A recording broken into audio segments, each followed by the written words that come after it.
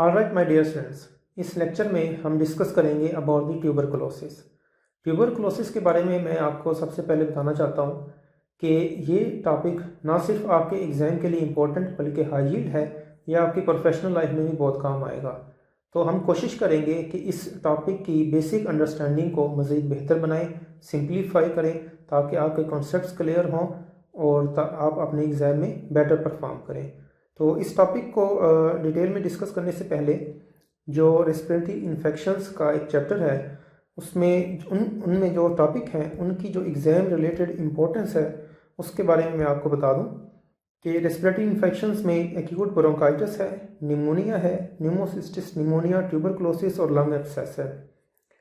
तो इसमें आपने नोट करना है कि निमोनिया और ट्यूबरकुलोसिस ये 5 स्टार टॉपिक्स हैं।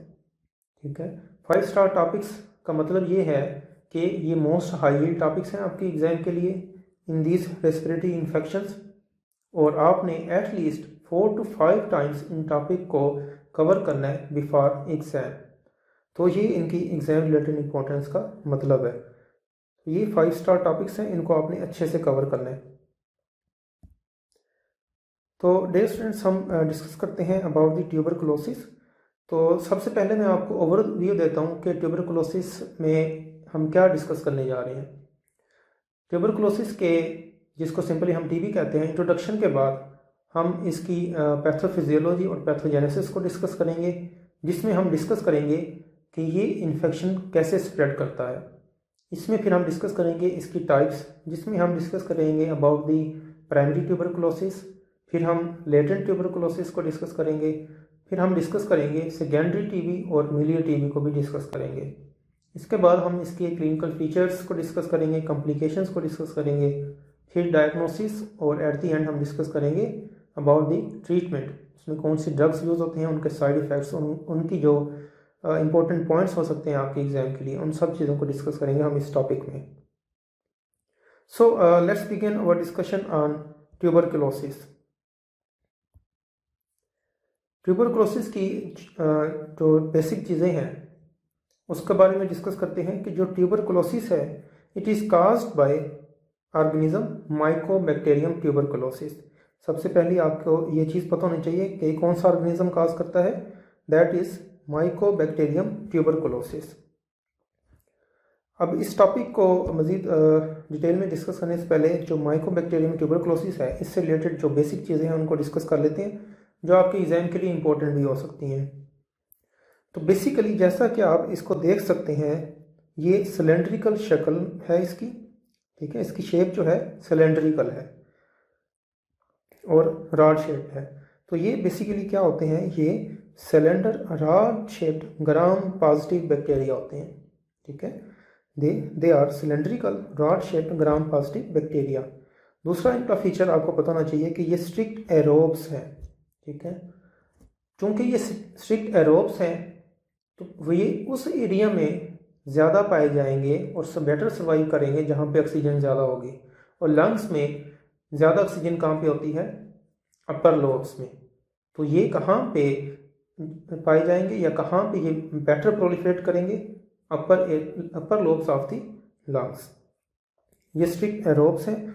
फिर इनकी जो सेल वॉल है ये वैक्सी सेल वॉल होती है which is made of mycolic acid. ठीक है, अब चूंकि ये माइकोलिक एसिड से बनी होती है तो ग्राम स्टेनिंग अगर जब अप्लाई करेंगे ग्राम स्टेन, तो ये जो ऑर्गेनिज्म है ये स्टेन नहीं होंगे उससे, जिसकी वजह से इनको एसिड फास्ट ऑर्गेनिजम्स भी कहते हैं।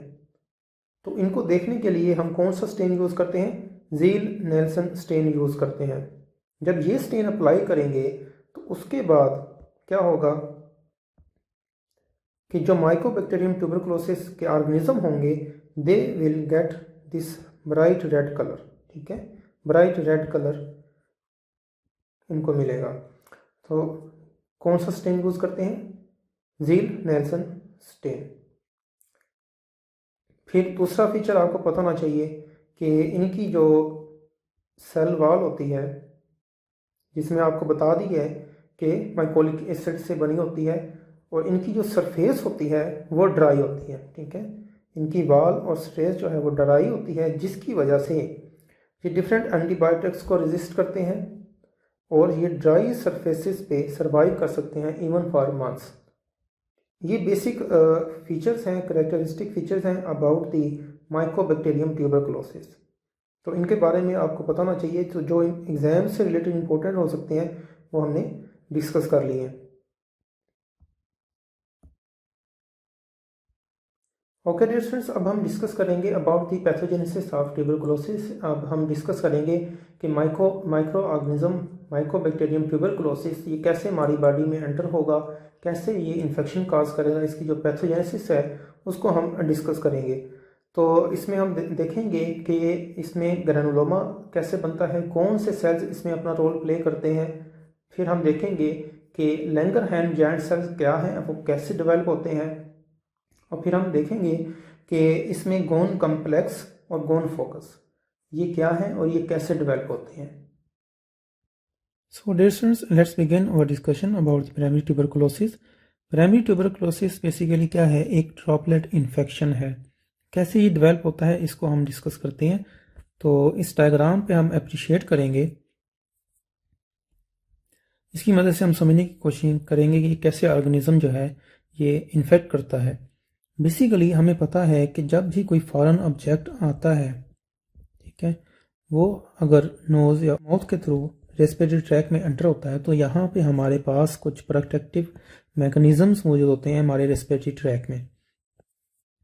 तो बेसिकली ये ग्रीन आपको म्यूकस नज़र आ रहा है, ठीक है, ये म्यूकस है और ये लिटिल सीलिया है। इन सेल्स के ऊपर ये लिटिल सीलिया है, ठीक है, दीज आर दी सीलिया। तो बेसिकली म्यूकस जो है इन डस्ट पार्टिकल्स को या इन ऑर्गेनिजम्स को ट्रैप करता है, ठीक है, और सीलिया जो है इनको मूव करता है अपवर्ड। अभी इसको कहते हैं हम mucociliary escalator, this is called mucociliary escalator. जो डस्ट पार्टिकल्स हैं, कोई माइक्रो ऑर्गेनिजम्स हैं जो रेस्पिरेटरी ट्रैक में एंटर हो जाते हैं, इसको रिमूव करता है। ये हमारे पास मैकेनिज्म है अपर रेस्पिरेटरी ट्रैक में, म्यूकोसिलरी एस्केलेटर।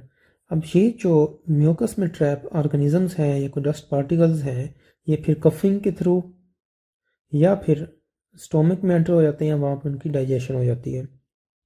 अब लोअर अगर कोई माइक्रो ऑर्गेनिज्म यहाँ पे पहुँच जाता है, ठीक है, लेकिन म्यूकोसिलरी एस्केलेटर उसको रिमूव नहीं कर पाता, फिर क्या होगा कि वो माइक्रो ऑर्गेनिज्म, फॉर एग्जांपल हम डिस्कस करें माइकोबैक्टीरियम ट्यूबरकुलोसिस, ये हमारे लोअर रेस्पिरेटरी ट्रैक में आ जाता है। अब लोअर रेस्पिरेटरी ट्रैक में हमारे पास कौन सा मैकेनिज्म है इनको इनकाउंटर करने के लिए, वहाँ पे हमारे पास है एल्वियोलर मैक्रोफेजेस। ये हमारे पास एल्वियोलर मैक्रोफेजेस हैं।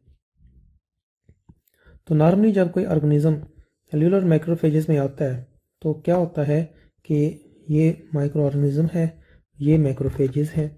अब मैक्रोफेजेस क्या करेंगे, इनको इंगल्फ करेंगे और इनको पैक कर देंगे एक वैक्यूल में। इसको हम बोलते हैं phagosome, this is called phagosome.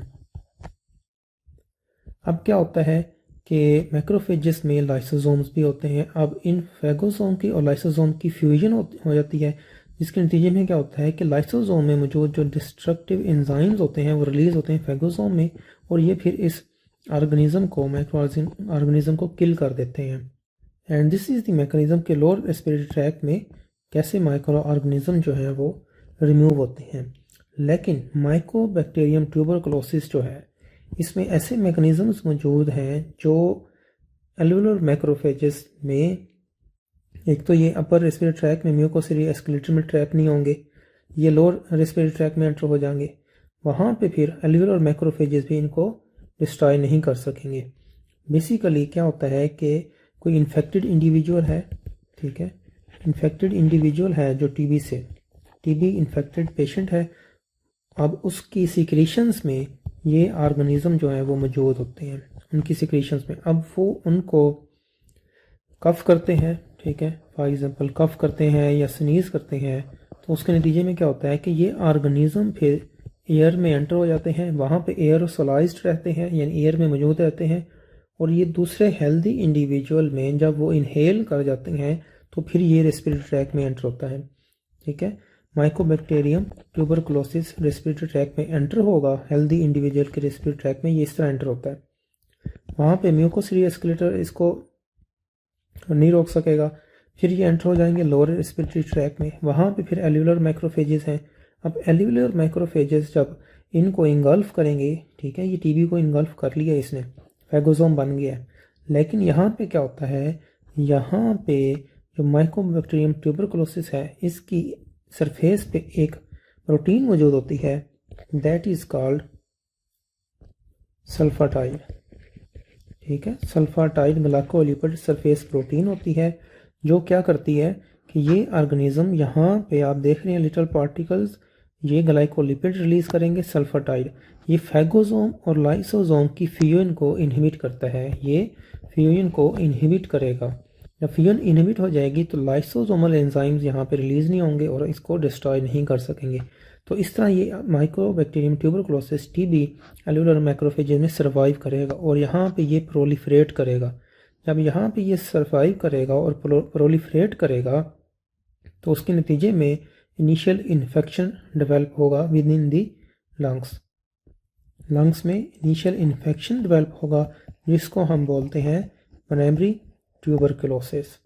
तो ये इसका मैकेनिज़्म है कि कैसे जो टीबी है वो सर्वाइव करेगा अपर रेस्पिरेटरी ट्रैक को और ये सर्वाइव करेगा एल्वुलर मैक्रोफेजेस को, और कहाँ कैसे वो यहाँ पे इन्फेक्शन कॉज करेगा। तो यहाँ पे प्राइमरी ट्यूबरकुलोसिस डेवलप हो गई है। अब क्या है,